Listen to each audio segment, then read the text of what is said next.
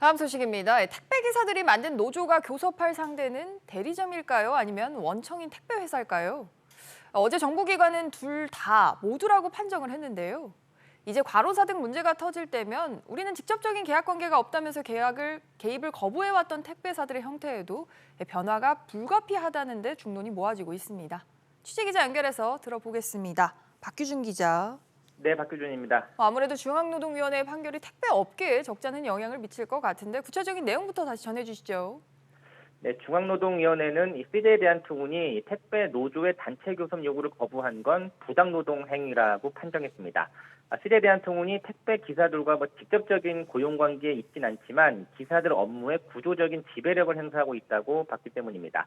앞서 택배 노조는 이 대리점들은 기사들 처우 개선할 힘이 없으니까 택배 회사가 직접 노사 교섭장에 나와라 하면서 부당노동 행위 구제 신청을 한 건데 결국 노조 손을 들어준 겁니다. 쉽게 말해서 일감받아오는 대리점이 아니라 택배사가 진짜 사장이라는 건데 이게 어떤 의미가 있다고 봐야겠습니까?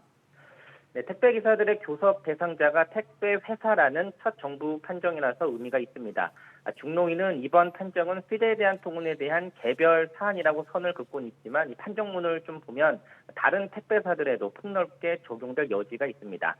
중노위는 택배 노조가 CJ에 대한 통운에 요구한 배송 집화 관련 작업 환경 개선이나 주 5일제 실시 또 택배기사 주차장 보장 같은 6가지 교섭 의제에 대해서 원청이 교섭에 임해야 한다고 판정했는데요. 이 주요 의제들은 주요 택배사들 모두에 해당되기 때문입니다.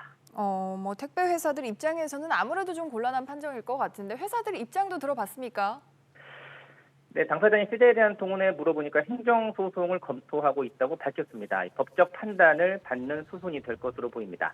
하지만 택배회사들이 일방적으로 노조의 단체 교섭을 거부하기가 조심스러운 분위기가 형성된 건 분명해 보입니다. SBS BJ 박규준입니다.